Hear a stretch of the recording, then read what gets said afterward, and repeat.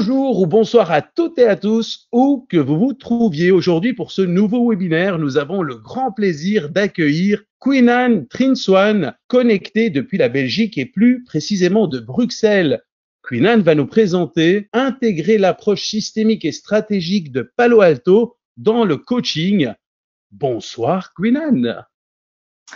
Bonsoir Yotis, bonsoir tout le monde, bonsoir synergiens, synergiennes. Merci à tous d'être présents ce soir. Alors Queenan, comment vas-tu? Comment te sens-tu ce soir? Ben, ça va bien, un peu d'adrénaline quand même, parce que c'est la première fois que j'interviens dans ce cadre. Et en même temps, ben, je suis un peu excitée et très curieuse de l'expérience. C'est vrai, ce n'est pas un exercice que tu as l'habitude de faire. La question que j'ai envie de te poser, c'est pourquoi as-tu accepté de faire ce webinaire pour toute la communauté? Bien, la vraie vérité, eh bien, c'est pour toi, Yotis, parce que tu me l'as demandé. Et si je dois raconter l'anecdote, en fait, on s'est parlé à ce propos il y a très exactement 2 ans. Et j'avoue qu'à ce moment-là, il se trouve que voilà, je reçois un coup de fil et de l'autre côté du téléphone, il y a qui? Il y a Yotis et moi j'étais en Laponie. Alors je dois dire que j'avais absolument pas la tête à ça du tout, mais Yotis étant quelqu'un qui est extrêmement inspirant, a semé cette petite graine dans ma tête et je me suis dit, mais enfin, voilà, Yotis, regarde-le, il est tellement actif, il donne tellement de sa personne pour ICF, pour créer cette communauté qu'est ICF Synergie. Et je me dis, mais toi aussi, tu peux contribuer. Alors voilà, du coup, je me suis dit, bah, l'idée a fait son chemin et je me suis dit, bah, pourquoi pas, allons-y, lançons-nous. Eh ben, merci Queenan, vraiment, et je pense que c'est un beau cadeau que tu fais à toute la communauté. Je sais que tu es une pépite. Ça fait longtemps qu'on me parle de toi. Bien évidemment, j'ai pu découvrir tout ça à travers nos échanges. Donc vraiment, merci pour le beau cadeau que tu nous fais. Alors, Queenan Trinswan, parisienne d'origine vietnamienne. Queenan, tu incarnes l'essence même de la diversité culturelle et professionnelle. Queenan, chaque membre de ta famille porte en lui une partie du monde. Toi, né à Paris, ton mari à Anvers, ta première fille à Londres, la cadette à Bruxelles et même le chien a ses racines à Tokyo. Cette mosaïque familiale n'est pas seulement anecdotique, elle reflète profondément ton identité, une femme du monde au véritable esprit cosmopolite. Diplômée de l'ESCP Business School de Paris, Queenan, tu as débuté dans la finance avant de naviguer vers les eaux tumultueuses du secteur pétrolier et de t'épanouir finalement dans l'univers prestigieux du luxe. Tu as, en l'occurrence, eu la chance de gérer tout le business de Yves Saint-Laurent sur toute l'Asie du Sud, puis sur une partie de l'Europe, Afrique, Moyen-Orient, et aussi tu as été directrice marketing chez Estée Lauder sur l'Europe, Afrique, Moyen-Orient. Ta vie professionnelle t'a mené aux 4 coins du monde, permettant ainsi une immersion dans des cultures diverses, d'interagir avec des équipes aux horizons variés et d'embrasser une perspective globale unique sur les affaires et le management. Après avoir passé 25 ans à Paris, tu as vécu 27 ans à l'étranger, enrichissant ton expérience de vie à Taïwan, Singapour, Londres, Tokyo et aujourd'hui à Bruxelles. Cette immersion internationale t'a offert une compréhension profonde des nuances interculturelles essentielles dans le monde globalisé d'aujourd'hui. C'est à Tokyo que tu as découvert ta passion pour le coaching, confronté aux défis culturels que rencontraient les managers dans cette métropole complexe. Tu as trouvé ta vocation plongeant ainsi dans le monde du coaching en suivant le parcours ACTP de l'ICF et en obtenant un executive master en business coaching à l'UCL. Queenan, tu n'as pas seulement acquis des compétences, tu as développé une véritable passion pour aider les autres à naviguer dans leurs propres défis professionnels et personnels. Aujourd'hui, Queenan, tu es coach MCC et tu ne cesses de te former. Consciente que le monde et les individus sont en constante évolution, tu t'es aussi certifié en analyse transactionnelle à l'approche systémique et stratégique de Palo Alto et tu as exploré la dimension somatique et les neurosciences. Tu possèdes des certifications en leadership et en coaching interculturel, en théorie U, en gestion du stress par l'approche neurocognitive et tu es formé en pleine conscience et en coaching somatique. Tu maîtrises également toute une série d'outils psychométriques pour individus et équipes. Ta curiosité insatiable et ton approche holistique te distinguent dans ta pratique professionnelle. Tu ne te contentes pas d'appliquer des méthodes. Tu crées un environnement où chaque client peut explorer, grandir et se transformer. Ton expertise et ton expérience t'ont permis de cofonder la Team and Group Coaching Academy à Bruxelles, une institution offrant une formation pratique et complète en coaching d'équipe. Queenan, tu travailles aujourd'hui comme executive coach et team coach dans diverses organisations, tant dans le secteur privé que public. Tu n'es pas seulement une guide pour tes clients, mais aussi une superviseur de coach certifié, s'engageant à former la nouvelle génération de coachs. Ton parcours, ta passion et ta vision font de toi une figure exceptionnelle dans le domaine du coaching, une professionnelle qui utilise chaque facette de son expérience et de sa sagesse pour enrichir la vie professionnelle et personnelle de ceux que tu accompagnes. Alors Queenan, maintenant qu'on te connaît un tout petit peu mieux, que pourrais-tu rajouter pour qu'on l'on puisse en savoir davantage sur toi? Ouh là là, bah, tout d'abord, merci Yotis pour cette belle introduction. Je dois dire que je suis très impressionnée. Alors, que dire de plus? Parce qu'il y a déjà beaucoup. Je pense que vous avez compris, je suis quelqu'un d'assez actif. Bon, je dirais au niveau mental, mais aussi au niveau physique. J'aime beaucoup faire du sport, j'aime beaucoup bouger, j'aime beaucoup danser, j'aime beaucoup faire la fête. Et puis, je suis aussi quelqu'un qui aime beaucoup, je dirais, voyager dans l'esprit. J'aime beaucoup m'évader, découvrir de nouveaux mondes, me plonger dans d'autres univers. Et cela via des voyages, tout simplement, mais aussi via les livres, le cinéma, toute forme de spectacle. Ça me permet de m'évader comme ça. Et ça, j'aime beaucoup. J'ai besoin de ça pour mon équilibre. Merci Queenan. Alors tu vas nous présenter, intégrer l'approche systémique et stratégique de Palo Alto dans le coaching. Qu'est-ce qui t'a poussé à nous présenter ce sujet plutôt qu'un autre? Alors, pourquoi ce sujet? D'abord, j'ai remarqué que depuis plusieurs années déjà, cette notion de systémique est de plus en plus répandue, je dirais, au sein du grand public. De plus en plus fréquemment, on peut lire dans les journaux voilà, des articles en faisant référence à des problèmes systémiques. Et c'est tant mieux, parce que du coup, il y a une autre façon d'aborder les choses, de voir les choses. Et bon, d'un côté, on nomme les problèmes systémiques, mais d'un autre côté, alors qu'est-ce qu'on en fait? On sait qu'il y a quelque chose de systémique, mais alors quoi? Et pour pouvoir intervenir dans un système, il y a évidemment toutes sortes d'interventions possibles. Et moi, j'utilise en particulier l'approche systémique et stratégique de Palo Alto, à laquelle donc, je me suis formée il y a une douzaine d'années. Et je dois dire que chez moi, ça a eu un effet waouh, comme ça. J'ai absolument adoré le sujet. Et c'est un de mes grands dadas que j'aimerais partager avec vous ce soir, parce que c'est une pratique qui marche très bien, qui est très appréciée par les clients, par les coachés, et par son côté, je dirais, très pratique et pragmatique. Voilà, donc c'est pour ça que je voulais partager ce sujet avec vous. Merci beaucoup Queenan. Alors je t'invite à commencer ta présentation et moi je m'éclipse et reste connecté vocalement comme d'habitude. Merci, merci beaucoup. Alors, intégrer l'approche systémique et stratégique de Palo Alto dans le coaching. Alors, moi, ce que je voulais déjà préciser, c'est que j'ai trouvé que c'était un énorme challenge de réduire ce qui s'acquiert en 6-7 ans en une seule heure sans rester superficiel.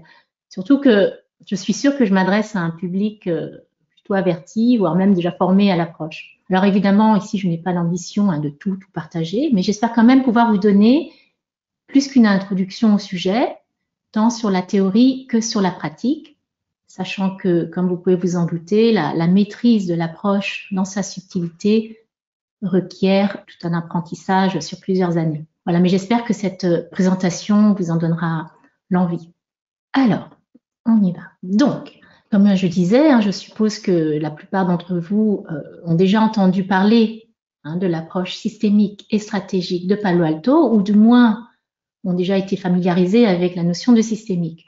Mais j'aimerais toutefois repartir des bases. Alors pourquoi la systémique? Où est-ce que ça vient? En fait, c'est une approche qui est née de l'impossibilité de comprendre des phénomènes complexes, des systèmes en fait, en isolant juste les composants.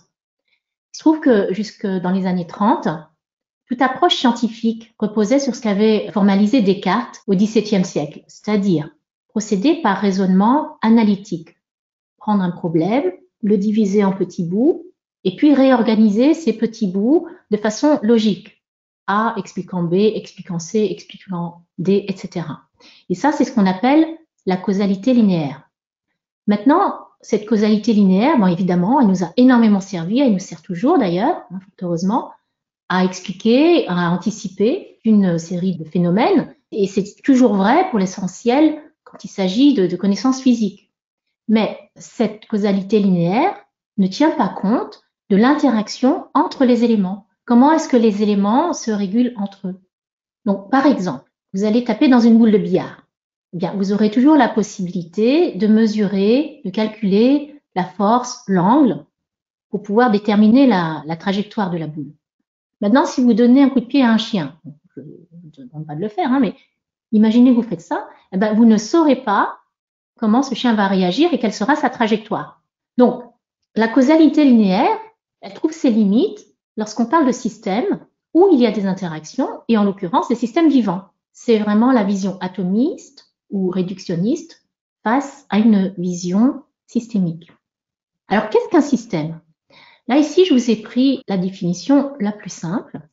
Un système, c'est un ensemble organisé d'éléments en interaction, et attention, en vue d'une finalité. En fait, un système est à lui-même sa propre explication. Et un système humain, c'est la même chose, un ensemble d'éléments humains en interaction et en équilibre selon le point de vue de ses membres. Et là, c'est important pour nous.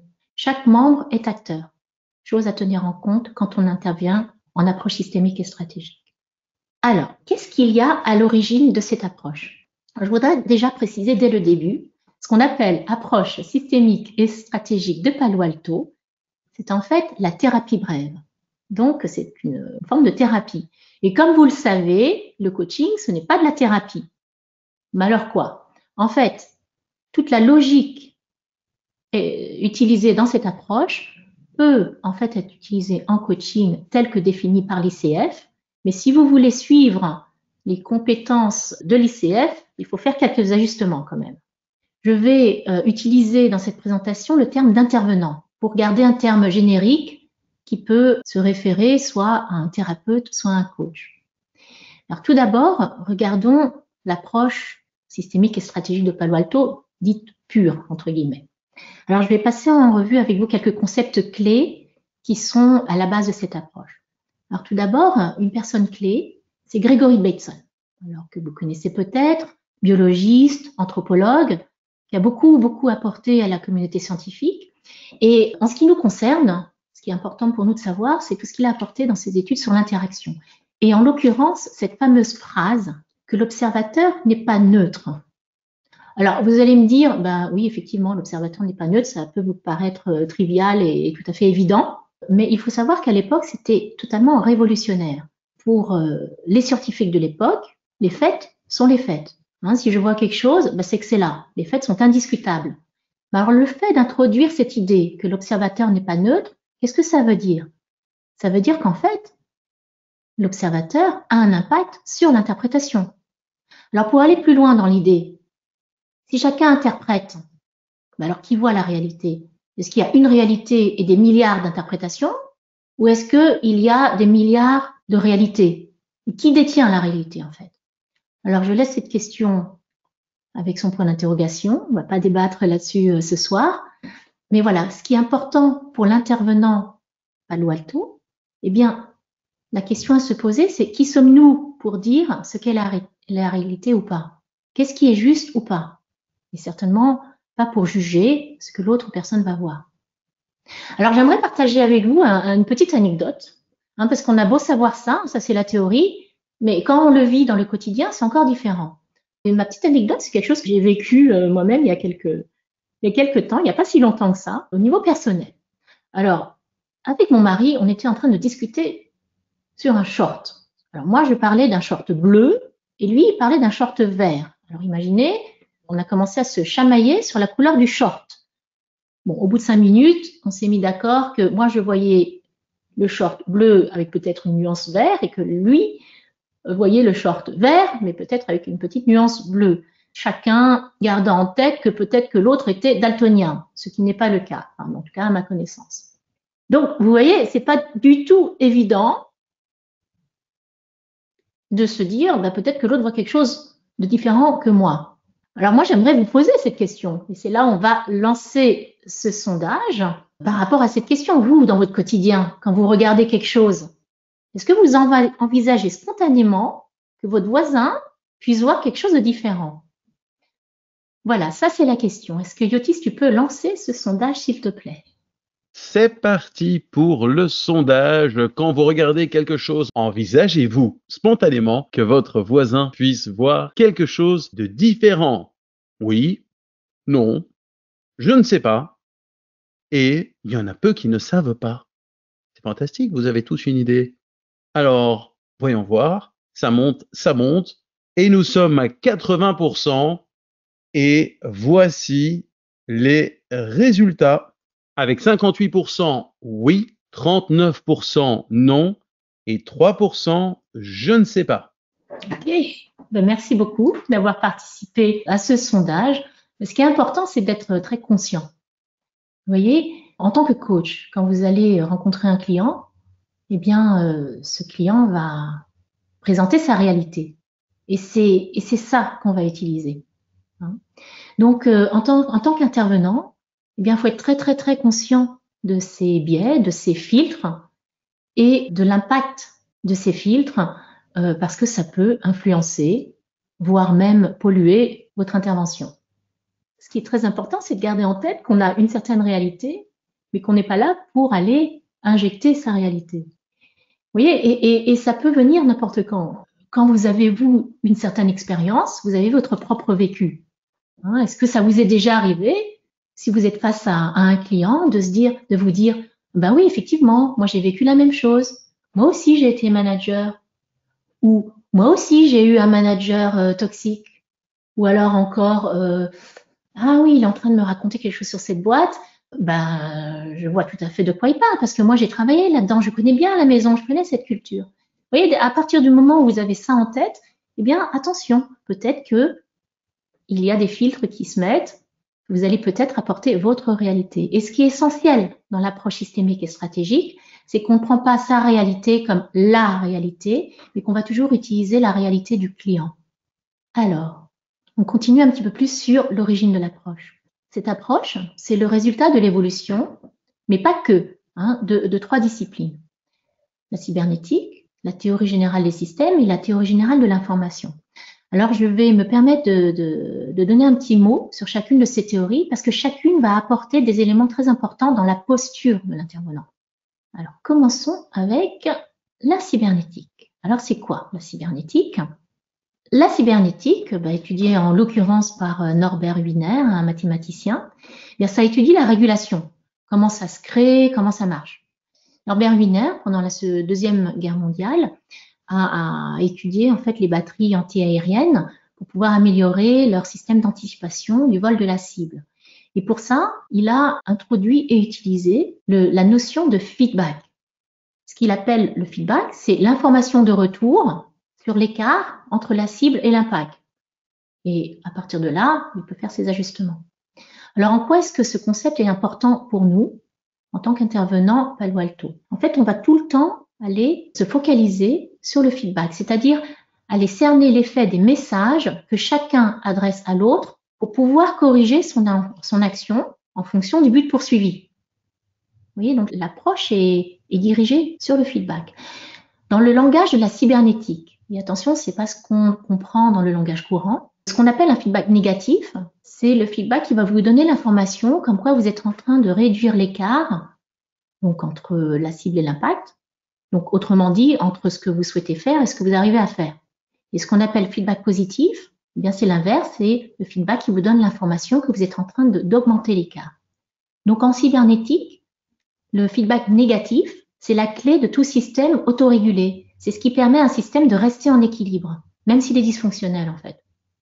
Et vous voyez, depuis tout à l'heure, j'arrête pas de faire ce mouvement, parce que qui dit feedback va en fait dire causalité circulaire versus causalité linéaire dont on parlait tout à l'heure.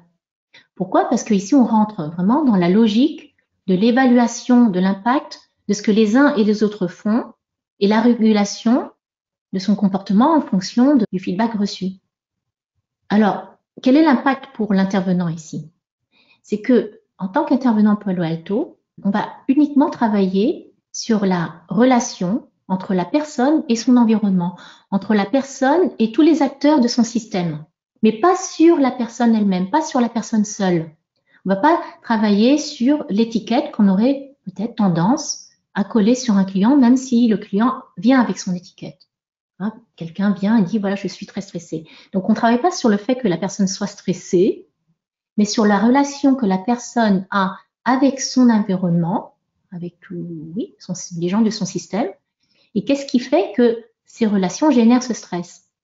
Vous voyez, il y a une subtilité ici parce que l'approche est complètement différente. C'est une autre façon d'aborder les choses. La théorie générale des systèmes. Alors, ce qui est important ici à retenir, ce sont les principales propriétés de cette théorie. Vous avez tout d'abord la théorie de la non-sommativité, ou encore propriété de la non-sommativité, ou encore de totalité. Alors, qu'est-ce qu'elle dit, cette propriété? Elle dit que le tout est supérieur à la somme des parties. Alors, pourquoi? Parce que dans un système, il y a des interactions, et il y a des caractéristiques nouvelles qui proviennent spécifiquement de l'interaction. C'est ce qu'on appelle les qualités émergentes. Et pour nous, c'est important parce que c'est ça, justement, qu'on va regarder. On va regarder, se focaliser sur ces qualités émergentes. Autre propriété importante, l'homéostasie. Alors, c'est quoi l'homéostasie? C'est ce qui va permettre à un système à maintenir un certain équilibre de fonctionnement. C'est ce qui permet à un système à s'auto-réguler, en fait. Par exemple, vous avez votre corps qui est à une température plus ou moins de 36,5 degrés. Alors qu'il fasse très chaud, qu'il fasse très froid, eh bien, il va se passer toutes sortes de choses dans votre corps et votre corps va garder plus ou moins cette même température. Vous voyez, donc, il va s'auto-réguler. Il y a ici homéostasie. Et là, c'est intéressant pour nous parce que, comme intervenant Palo Alto, ce qu'on va regarder, c'est qu'est-ce qui fait qu'un système est gardé dans un équilibre donné, même s'il est dysfonctionnel. Enfin, vous avez la propriété de l'équifinalité. Alors, il faut savoir que dans un système, vous avez deux moments dans la vie d'un système. Vous avez le début, avant qu'il y ait les premières interactions, c'est ce qu'on appelle les conditions initiales. Et puis, vous avez l'état final. Hein, à partir de ce moment-là, il y a déjà structuration et stabilisation des interactions. Et entre les deux états, eh bien, c'est là où les règles relationnelles émergent. Donc, ce que dit cette propriété, c'est que deux systèmes avec des conditions initiales semblables peuvent évoluer vers un état final différent. Tout comme deux systèmes avec des conditions initiales différentes peuvent évoluer vers un état final semblable. Alors, par exemple, vous intégrez une nouvelle société et puis vous avez toutes sortes de collègues.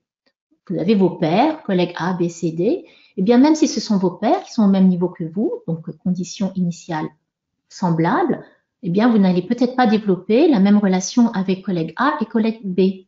Oui. Ou alors, vous avez collègue A et puis votre boss, conditions initiales différentes, et bien peut-être que vous allez développer exactement le même type de relation. Alors, pourquoi c'est intéressant pour nous, en tant qu'intervenant Palo Alto? Eh bien, en fait, l'intervenant en systémique qui utilise l'approche systémique et stratégique de Palo Alto ne va pas travailler sur la question du pourquoi, ne va pas travailler sur l'origine des choses, mais plutôt sur la question du comment. L'intervention stratégique consiste en fait en un travail non pas sur ce qui a amené le problème, mais sur la manière dont on va s'y prendre pour que ça puisse s'arrêter. Donc vous pouvez imaginer, en coaching, le questionnement est tout à fait différent en fait, puisqu'on va ici se focaliser sur mais qu'est-ce que vous faites? Ou qu'est-ce que les autres acteurs du système font pour que le système soit maintenu tel qu'il est. On n'est pas du tout sur la recherche d'une origine, d'une explication. Dernière théorie que je voulais vous présenter, la théorie générale de l'information. Alors, qu'est-ce que l'information? Alors, c'est une théorie, en l'occurrence, étudiée par Claude Shannon, un autre mathématicien. L'information, la définition qu'il nous donne, Claude Shannon, c'est que c'est l'inverse de l'entropie. L'entropie, c'est la tendance à ce que l'énergie se répartisse de façon à ce que les différences s'estompent. Donc, pour Claude Shannon, l'information, c'est comme de l'ordre arraché au désordre. C'est lorsque l'énergie va se structurer, on va dire, et qu'il y a introduction d'une différence. Gregory Bateson va le dire à sa façon, parce que pour lui, c'est une donnée qualitative émergente de la relation. Il va dire que c'est une différence qui crée une différence. Autrement dit, l'information, c'est quelque chose qui est dit, qui peut être perçu par un récepteur et qui va entraîner chez lui une réaction processive ou réflexive. Vous voyez, donc en fait, l'information existe. Ce qu'on appelle l'information dans cette théorie, elle existe quand l'émetteur va dire quelque chose qui va changer la connaissance du récepteur. Alors pourquoi est-ce que je vous parle de ça? Parce que quand vous rentrez en contact, en relation avec votre client, eh bien, vous allez communiquer. Et comme dit Paul Václavic, un des grands systémiciens aussi à l'origine de l'approche, il va dire, on ne peut pas ne pas communiquer. Et pour nous, l'importance de la chose, c'est pour pouvoir utiliser la communication pour introduire de l'information de façon stratégique. En fait, la relation et la communication, ce sont les outils clés du travail stratégique. Giorgio Nardone, qui est un thérapeute très connu, systémique et stratégique, dit l'intervenant influence toujours les représentations de son client et cette influence est la seule variable qu'il maîtrise. C'est ça qui permet le travail stratégique. Alors, je fais référence, par exemple, aux questions puissantes en coaching. Ce qu'on appelle questions puissantes, c'est celles qui vont faire un pas significatif au client. Maintenant, il n'y a pas que des questions. Il y a aussi d'autres formes de communication, reformulation, métaphore, recadrage. Donc, que ce soit des questions ou toute autre forme de communication, toute l'idée pour l'intervenant stratégique, c'est d'utiliser cette communication pour pouvoir entraîner un changement de perception du client. Mais alors, attention, on n'est pas en train de dire ici d'aller lui imposer votre point de vue. Je reviens à ce que je disais au début, on n'impose pas sa réalité ou son point de vue. Et on est là pour aller élargir le champ des possibles. Alors, élargir le champ des possibles, ça peut se faire, par exemple, sur des règles relationnelles. J'ai un petit peu mentionné cette histoire de règles relationnelles plus tôt. Vous voyez, quand deux personnes se rencontrent, eh bien, il y a des règles relationnelles qui vont émerger, qui vont se stabiliser. Et ce qui se répète, c'est ce qu'on appelle la redondance.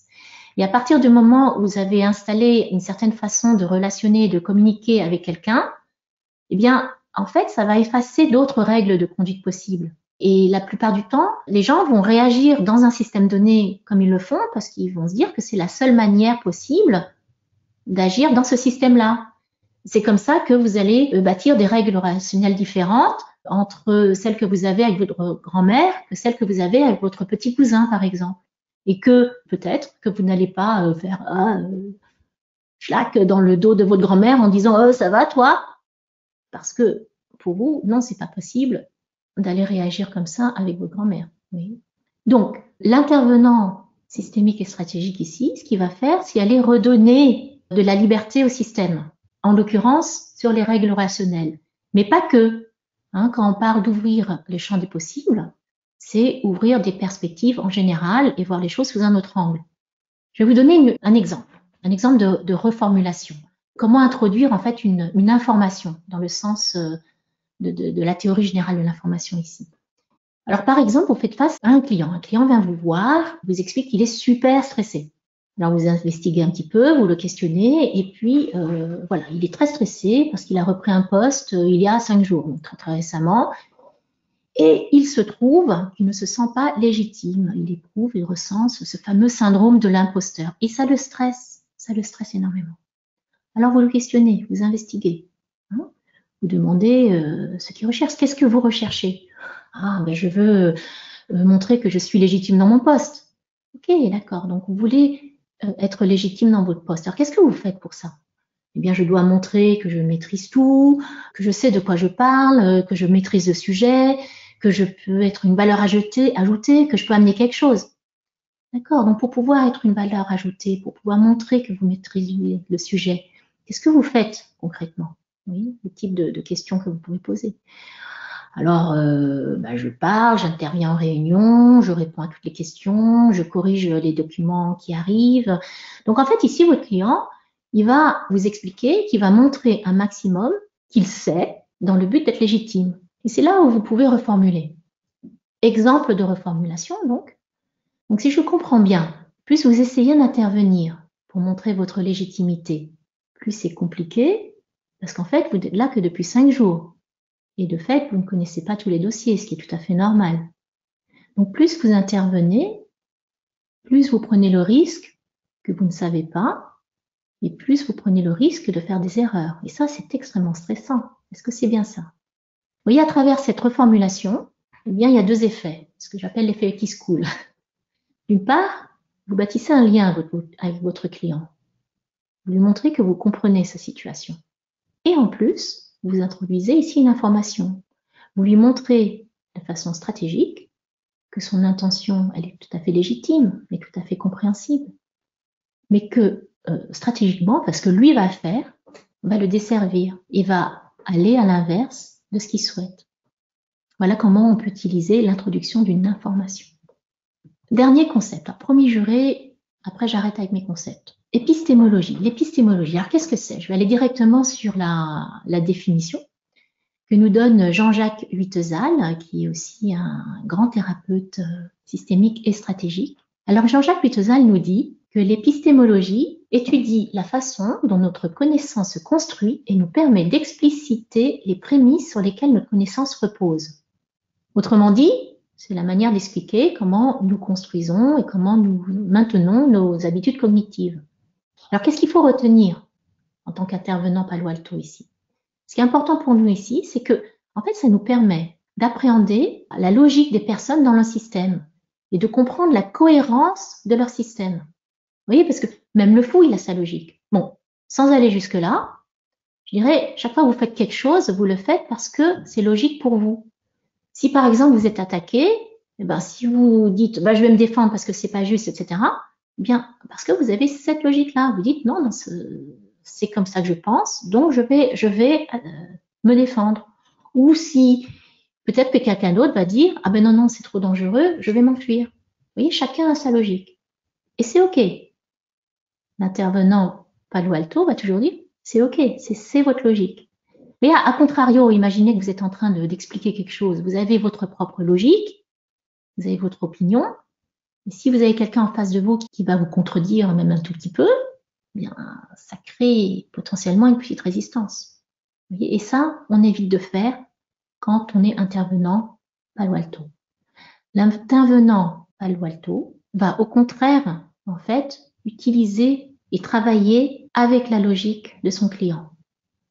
Non seulement il ne va pas imposer son point de vue, ni imposer sa logique, mais il ne va pas contredire la logique de son client. Il va l'utiliser, il va utiliser la construction pensée de son client. Ça va vraiment au-delà de l'empathie.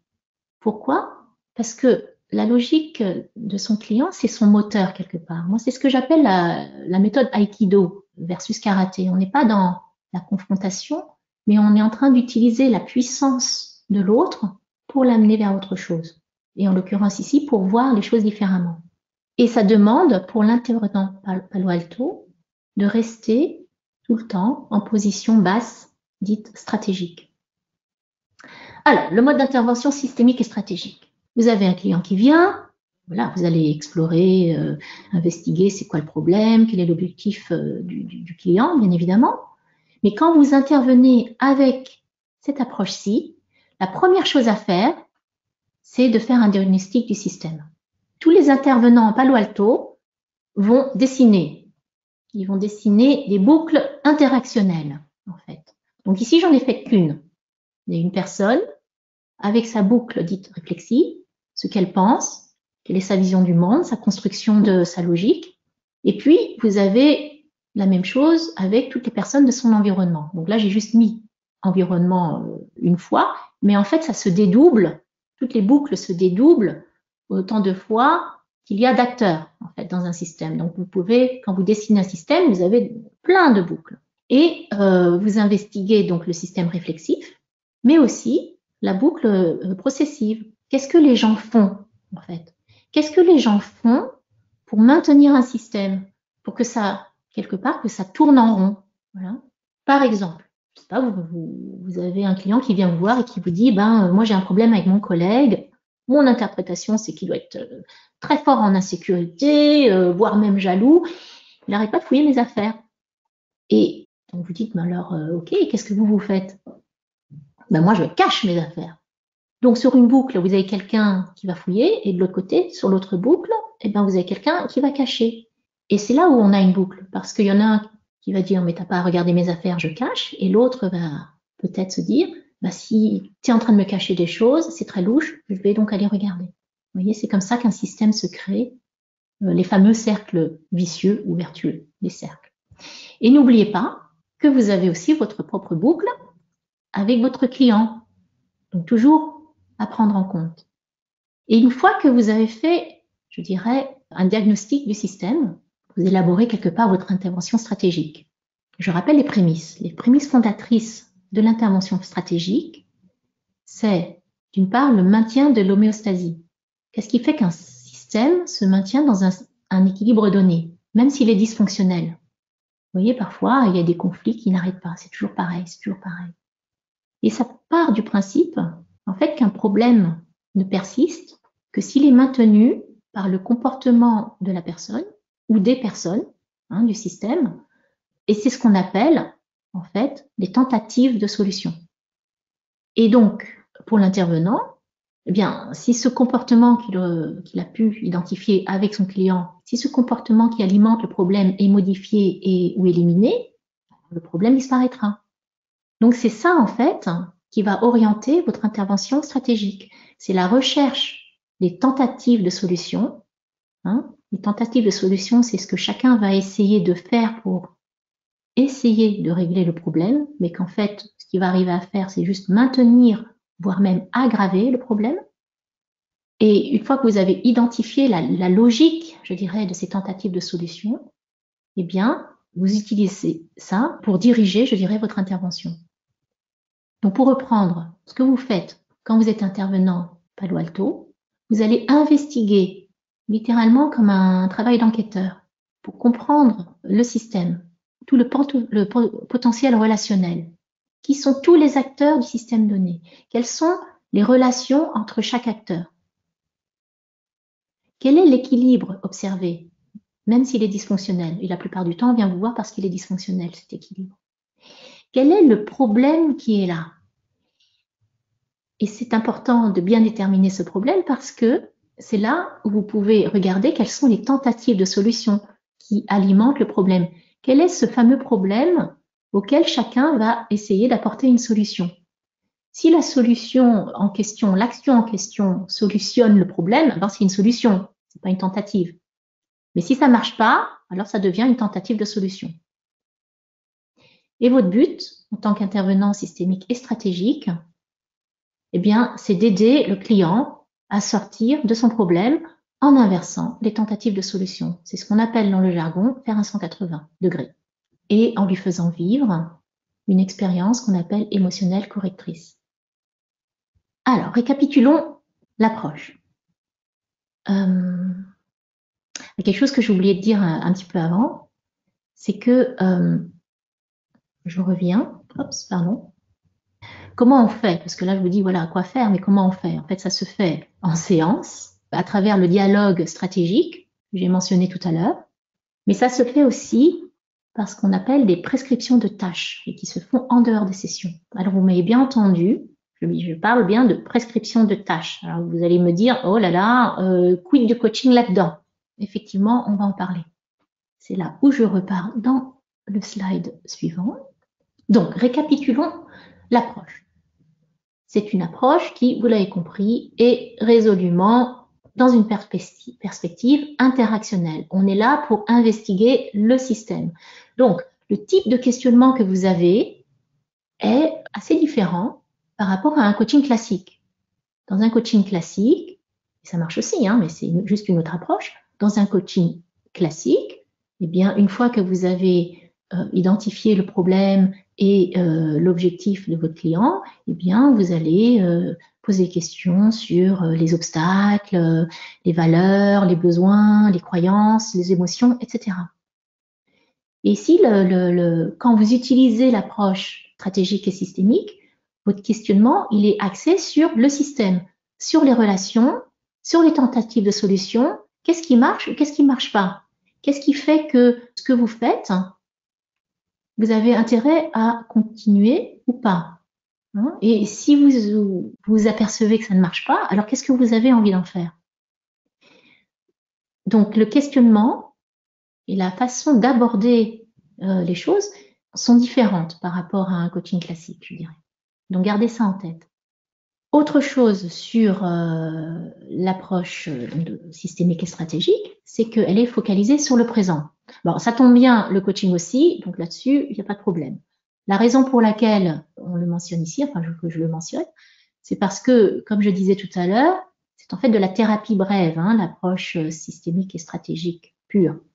Et donc, on peut la comparer à d'autres formes de thérapie qui vont plutôt aller interroger sur les blessures du passé pour aller soigner ces blessures du passé. Et là, la thérapie brève, c'est pas du tout ça, c'est vraiment complètement axé sur le présent. Mais pour nous, en tant que coach, ça va bien, on est aussi axé sur le présent. Cette approche, comme je disais tout à l'heure, elle utilise la vision du monde de la personne. Ce que la personne voit, bah, c'est OK. Il n'y a pas à dire c'est normal ou c'est pas normal. Oui, c'est OK. Et c'est ce qu'on va utiliser. Et vous suivez une logique stratégique. Et on n'est pas dans la logique stratégique, c'est la logique d'identification de tentative de solution. Qu'est-ce qui marche pas, pour aller travailler là-dessus, inverser. On n'est pas dans qu'est-ce qui est bien ou qu'est-ce qui est pas bien. Vous voyez, quelque chose qui peut marcher dans un système peut très bien ne pas marcher dans un autre système. Donc, on n'est pas dans encore une fois, le bien ou pas bien. Ça marche ou ça marche pas. Ce que l'intervenant Palo Alto va utiliser, c'est le relationnel, la communication et la prescription de tâches. Et c'est pour ça qu'un intervenant Palo Alto pur, je dirais, utilise un langage injonctif et qu'il est interventionniste. Alors, attention en coaching. En coaching, on n'est pas interventionniste. Hein. Si vous suivez les compétences ICF, on n'est pas dans le dire. Le thérapeute va dire, il va donner des tâches. Et attention, les tâches sont données selon un protocole très très spécifique. Et les tâches sont très spécifiques selon les situations données. On n'aborde pas ça ici, dans ce webinaire, parce que c'est pas dans le sujet. Mais voilà, comme ça, vous savez. Maintenant, en tant que coach, vous allez rester, en fait, dans le questionnement. C'est l'ajustement que vous devez faire si vous voulez rester dans une posture de coach. Vous restez dans le questionnement, vous allez explorer, faire prendre conscience, faire émerger un plan d'action, et rien ne vous empêche de faire émerger un plan d'action qui soit un 180 par rapport aux tentatives de solution. Donc, en fait, toute la technique, toute la logique, toute l'analyse de l'approche stratégique et systémique de Palo Alto est transférable en coaching, sauf le langage injonctif. Et là-dessus, soyez très, très, très clair dans votre posture. Le coaching, ce n'est pas de la thérapie brève. Donc, il faut être très, très clair dans sa posture parce que ça va vous aider dans votre questionnement. Et je le précise parce que c'est quelque chose que je vois de temps en temps en supervision. Si vous n'avez pas cette clarté, ben vous vous retrouvez un peu entre deux et ça peut créer une confusion dans la posture.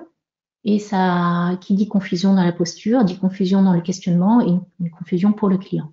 Donc, soyez très, très clair. Soit vous faites du Palo Alto pur, et à ce moment-là, c'est de la thérapie brève, ou soit vous faites du coaching avec la logique de Palo Alto, avec cet ajustement qui est que vous êtes plus dans le questionnement quand il s'agit du plan d'action et non pas dans la prescription de tâches. Quelques exemples. Hops. Alors, par exemple, vous avez un client qui vient vous voir parce qu'il veut que vous l'aidiez à gérer son stress quand il est en entretien. Alors, voilà, vous explorez évidemment avec votre client, bah, c'est quoi le problème, comment ça se manifeste et puis qu'est-ce qu'il fait surtout, hein. Qu'est-ce qu'il fait? Alors, ce client, vous voyez, donc on va dessiner la boucle interactionnelle, qu'on appelle aussi boucle de perception-réaction. Eh ben, il va vous expliquer que chaque fois qu'il va à un entretien, eh ben, il est un petit peu stressé, il se sent nerveux, il y a tous ses muscles qui se tendent.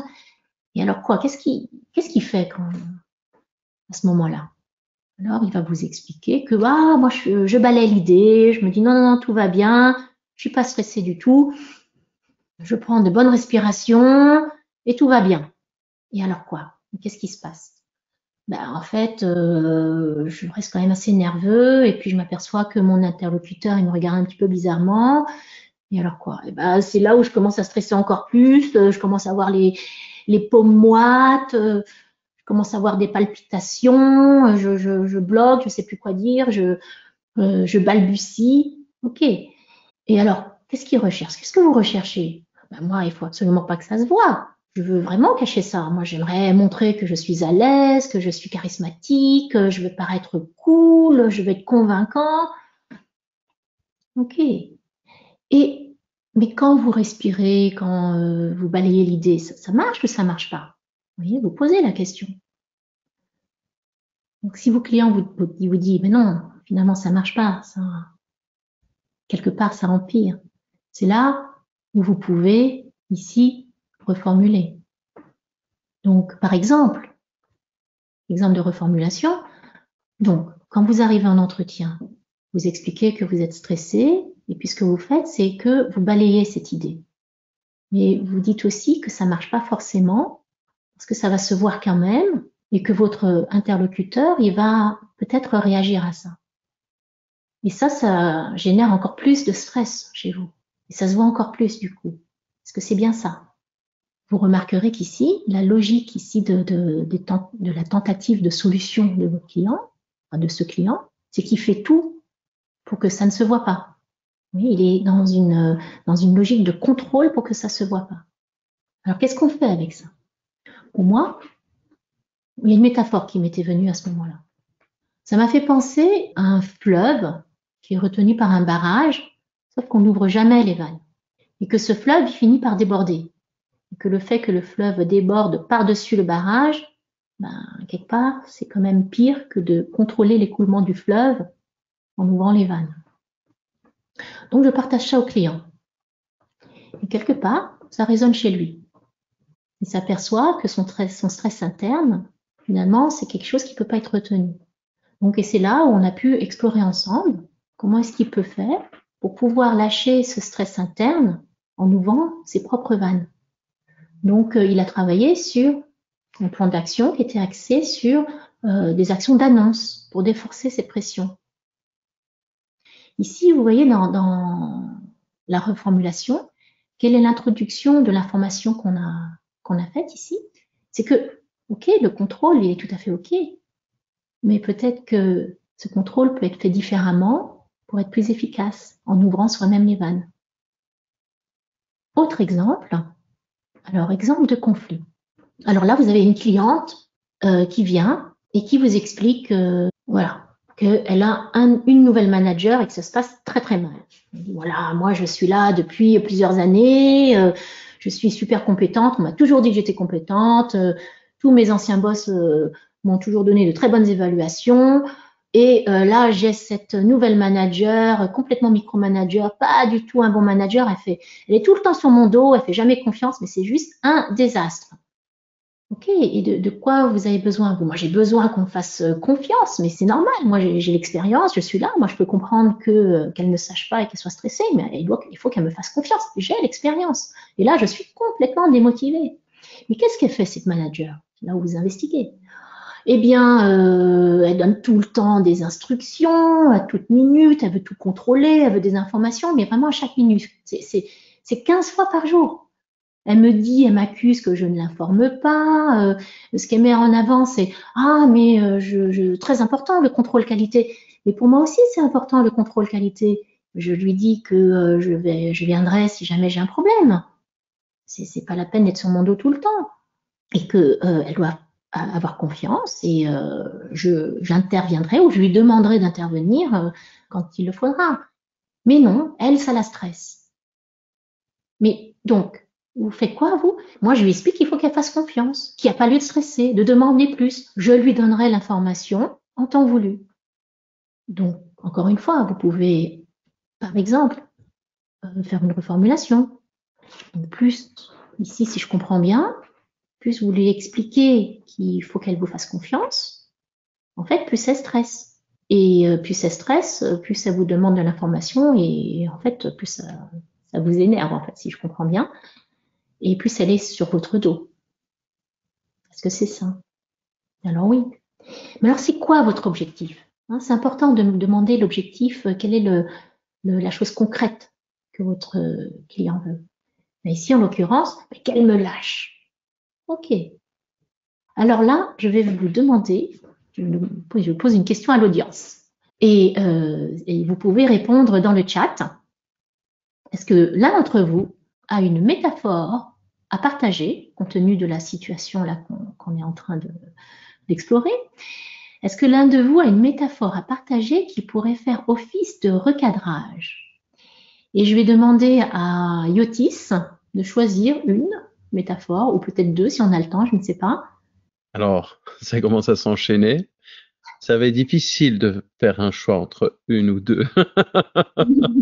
Alors, Anne qui nous dit, c'est l'histoire de la poule et de l'œuf. Et Oui. Chérine nous dit, c'est le serpent qui se mord la queue. Ok. Ben, merci beaucoup. Moi, je vais vous partager celle que j'ai utilisée. Elle vaut ce qu'elle vaut. Mais comme on dit ici, ben, si ça marche, ben, c'est tant mieux. C'est ça qui compte. Moi, ça m'a fait penser à quelqu'un qui réclame un bonbon et à qui on ne donne pas son bonbon. Ça m'a fait penser à quelqu'un qui veut absolument son bonbon et qui le réclame tout le temps. Seulement, la personne en face est en train de lui dire non, non, mais c'est pas raisonnable. Tu as droit à un bonbon, mais une fois par semaine, quoi. Alors du coup, ça crée du désir, de l'envie, de la frustration même, de la tension, voire même de l'obsession. Du coup, l'autre avec son bonbon, elle pense plus qu'à ça, quoi. Et je me pose la question, mais du coup, à cette personne, si on lui donnait 100 kilos de bonbons par jour, il se passe quoi? Alors avec cette métaphore-là, ici, ça a résonné chez la cliente, elle a fait l'analogie bonbon-information, et selon sa logique, elle a élaboré son plan d'action et elle a décidé, littéralement, de noyer son manager d'information. Donc, imaginez le nombre d'emails. Et donc, ça a été son plan d'action. Et qu'est-ce qui s'est passé? Eh bien, la manager, elle l'a lâché. Elle avait ce qu'elle voulait. Elle avait toutes les infos qu'elle voulait. Elle en avait même trop. Et du coup, ça a lâché la tension. Et grâce à ça, elles ont pu bâtir autre chose, un autre type de relation. Voilà ce que je voulais vous partager comme autre exemple. Donc, je vais terminer avec un récapitulatif de la grille d'intervention de l'approche systémique et stratégique de Palo Alto. Vous commencez par recevoir la plainte, d'identifier la plainte que vous transformerez par la suite en demande.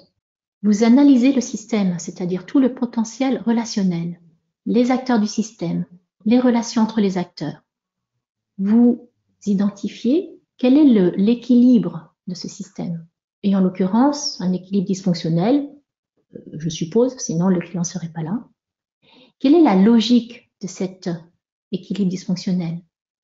Et quel est le problème auquel les uns et les autres cherchent à répondre? Parce qu'avec ça, vous identifiez, quand je dis vous identifier, c'est toujours avec votre client, bien évidemment, hein, les tentatives de solution.